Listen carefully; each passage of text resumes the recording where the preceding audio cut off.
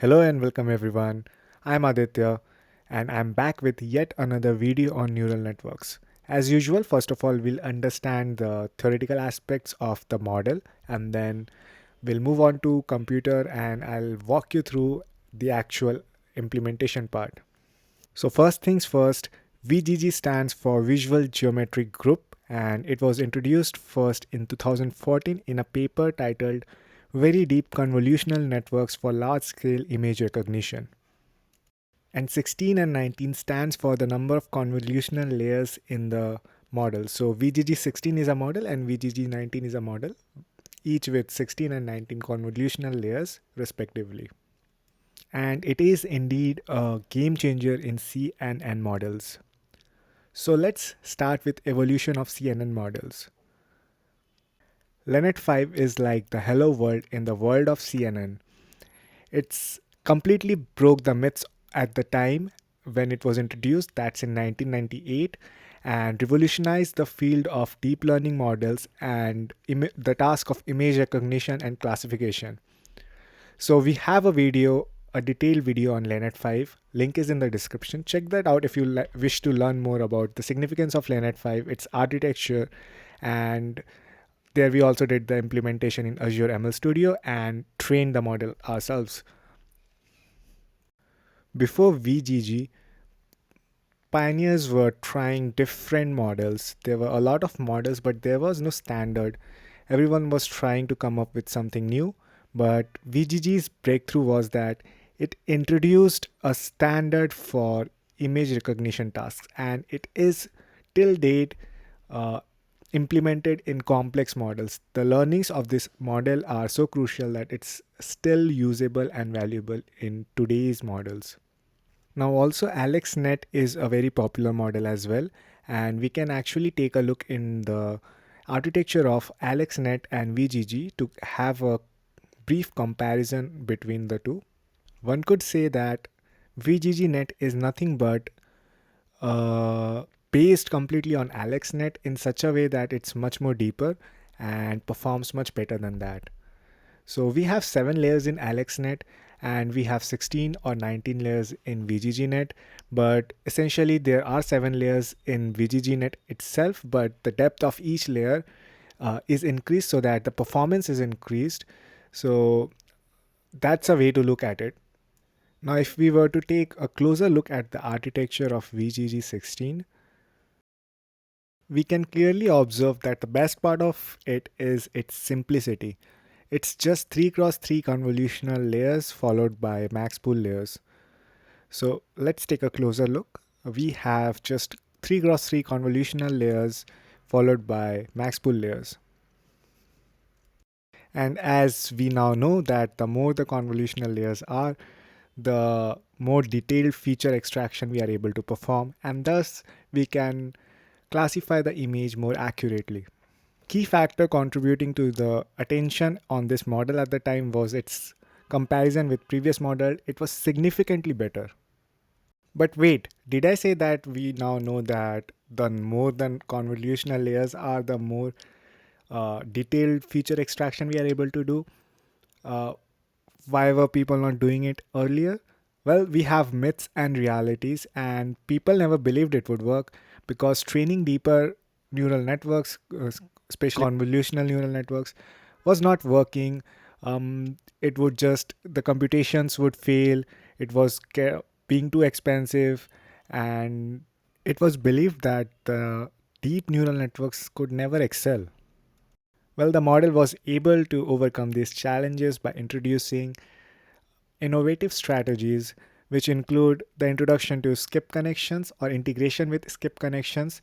The advantage of adding this type of skip connection is that if any layer hurts the performance of the architecture, then it will be skipped by regularization. So that solves vanishing and exploding gradient problem.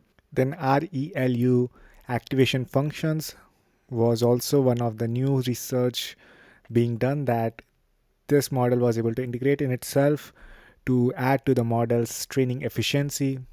And with all these advantages or well thought strategies, this model has made a mark in the world of CNN and it has built its own legacy, which continues to be uh, very useful in the modern world and upcoming future. And that makes it very important for us to have a good understanding of if we are aiming to do some research in this field. And with this, we are ready to move to the implementation part. But highly suggest that you take a break and look back on the architecture, because it's really going to add more fun to the coding part if while we are coding you have the image of the architecture on your head. So it really makes sense. And here comes my computer screen. So let's open Azure ML Studio. And over here, first of all, I want to show you the compute that I'm using. So I'm going to start it, and a good strategy that you should also use to save on compute expenses, turn it off when you're not using it. So we'll head to our notebook, and I'll just close the notebooks folder, and let's create a new file. So I'm going to call it VGG 1619, and it's going to be Python notebook.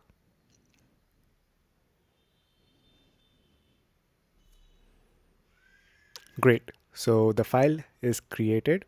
So first of all, let's import all the libraries that we are going to need. It's mostly TensorFlow and a little bit of Matplotlib. So this is the way we are going to walk through this. I'm just going to pick the code from my local and paste it to save time and talk about it as we are pasting.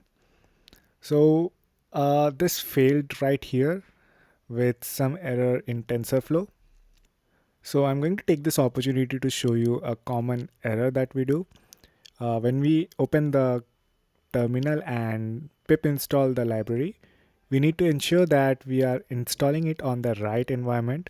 So sys.executable will give us the environment that this notebook is using on Azure ML Studio. So this is the environment name, and we want to be using this. So first of all, I'll list all the environments using conda.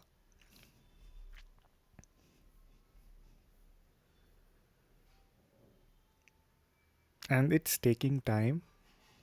Okay, so we are currently active on Pi 3.8. Then we have Pi 3.10 SDK v2, which is the one that's our Python notebook is using. So I'm going to activate that environment.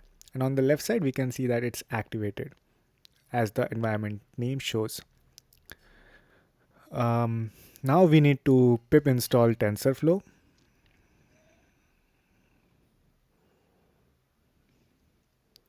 And it's already installed, but for you it will be the first time. And I think the error we got was intermittent. So let's rerun it. And yes, it's done. Now I'm going to import the dataset from CIFAR10, which is a very standard dataset for image classification task. So let's do that.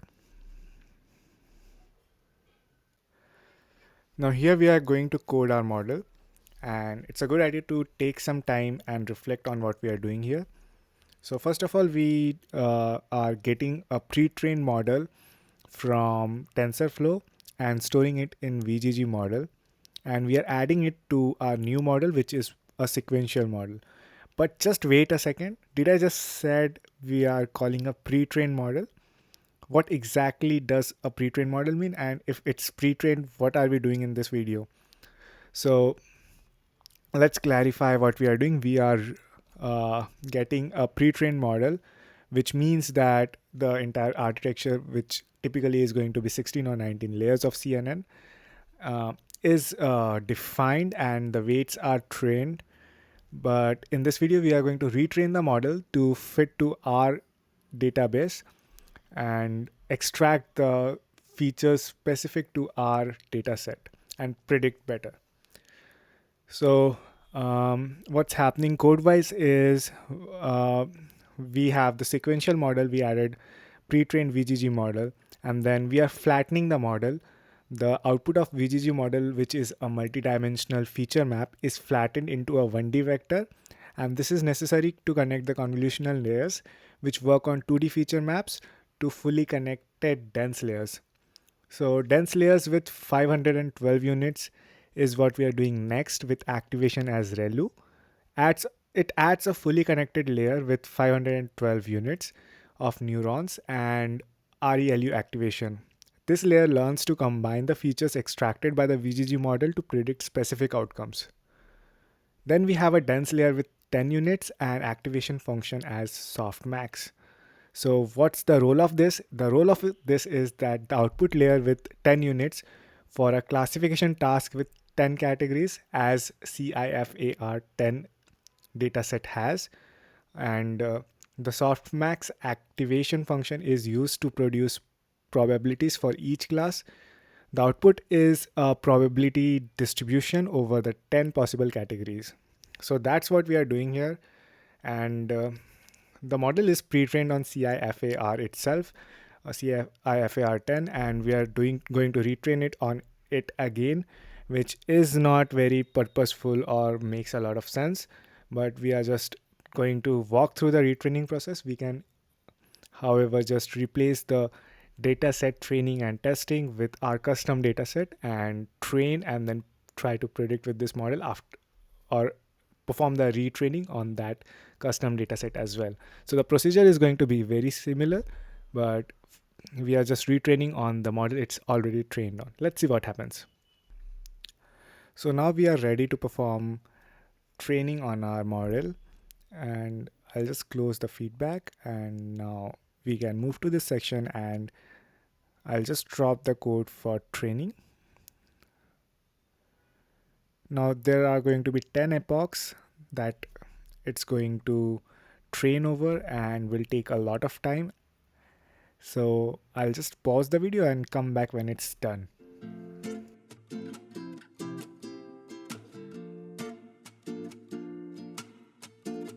Okay, it's been 10 minutes and we are still now nowhere near the end.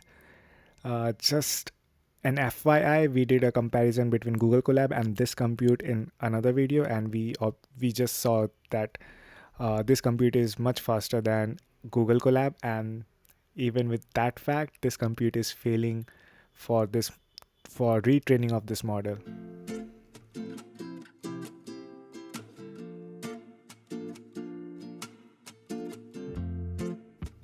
And finally, we are done. It took us 23 minutes for us to retrain this model. Let's evaluate this model. This is going to take a couple of seconds okay, it's going to take 15 seconds. And once it's done, we can actually plot between the validation accuracy and the training accuracy. Okay, let's see the plot. So we see that the validation accuracy is constant at 1. So basically that means that it's overfitting, the model is overfitting, and that's not a good sign. Essentially, the validation accuracy should be increasing, and so does accuracy. So this is just this scenario that we are seeing this, but if we train again, there will be a different scenario. So I have another compute running, Aditosh 0072, and this time we are going to use this compute instead, which is relatively stronger. So I'll just go to notebook and make sure that I am selecting the new compute, and as we can see, this is going to ask us to confirm that we want to kill the terminal, but as we can see that it's 64 GB of RAM, and the other one is that we were using was 32 GB RAM. So I'll just skip the video to the part where we have trained the model so that we can see the difference in performance, and also I'll then skip it to the plot so that we can see the difference in the plots as well. And it's right around the corner where we are about to finish with the training.